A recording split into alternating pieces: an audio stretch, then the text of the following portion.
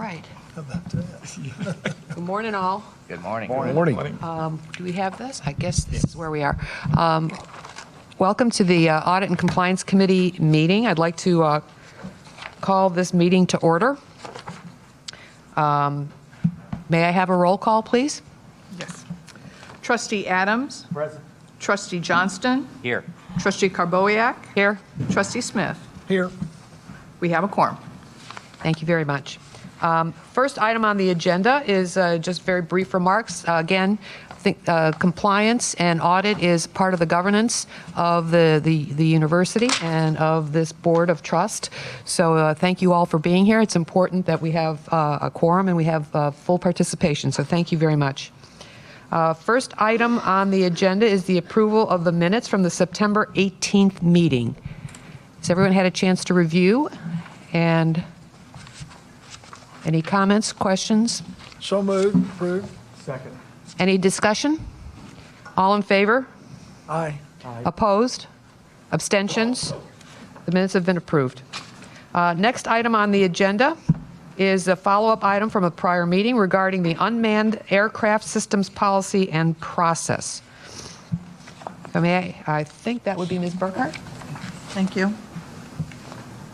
At the August 28th meeting, Ms. Janae Stevens presented information concerning the unmanned aircraft systems policy and process.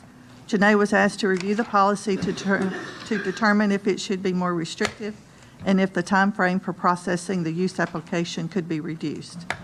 Since Janae is unable to attend today's meeting, I agreed to give the update on this information so we could close that open item from the prior meeting minutes.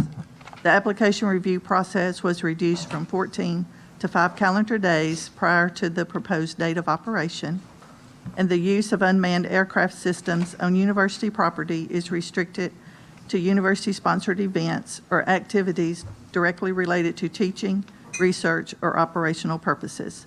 The unmanned aircraft systems policy will be reviewed annually and revised as needed. And that concludes my report concerning the follow-up item, unless there are any questions.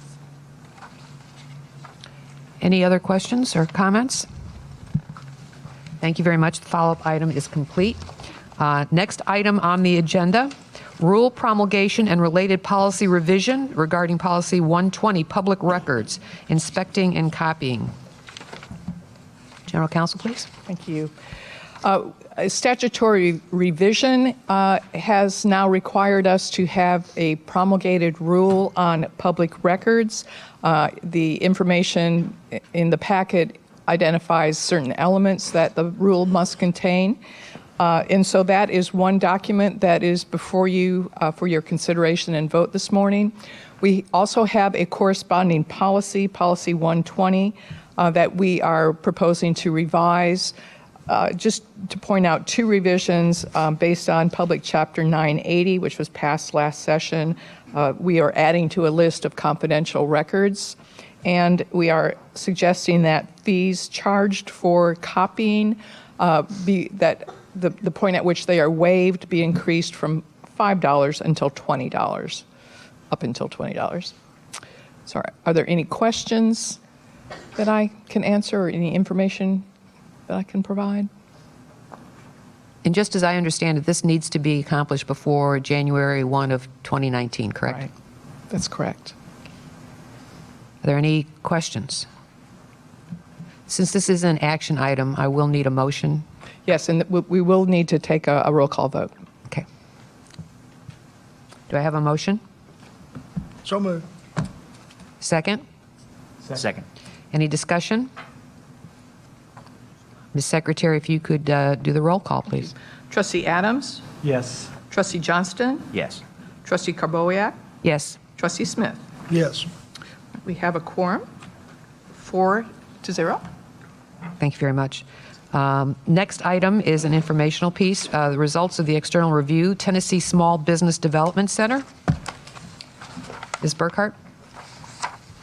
Since the Audit and Compliance Committee is responsible for the audit issues of the university, I wanted to report that the Small Business Administration completed their biannual programmatic review of the Tennessee Small Business Development Center. The center was issued a no findings report, which is always good news, There are no required actions needed at this time, and copies of the full report are available upon request if you would like more details of that review that was performed. And that concludes my report, unless there are any questions. Any questions or comments? Thanks very much. Moving on to the next item, also for information purposes, quarterly report, results of the internal audit reports. Ms. Burkhart. The results of internal audit work are to be presented to the Audit Committee quarterly. 2 audit reports have been issued since the last report. Audit of inventories for the fiscal year ended June 30th, 2018, which concluded the year-end inventory procedures were followed, resulting in accurate inventory counts. There were no reportable issues. Also, the review of marketing and communications contest entry fees was completed as the result of receiving a complaint about the entry fees. The entry fees were determined to be a business expense since it is an opportunity for the creative work of the employees to be judged and evaluated by peers outside the university. It is part of the employee development process. Also included in the materials is the status of the internal audit report for the committee's review. And that concludes my comments unless there are any questions. Any questions, comments? Thank you very much. Next item on the agenda is we'll open the floor for any other business.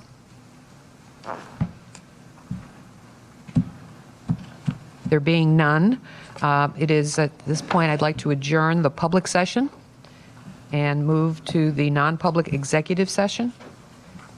Madam Secretary, is there anything else that we need to do? Let's see, I do not believe so, other than to request that everyone but the board trustees, the president, and legal counsel, as well as our director of audit, please Okay, thank you. vacate the room.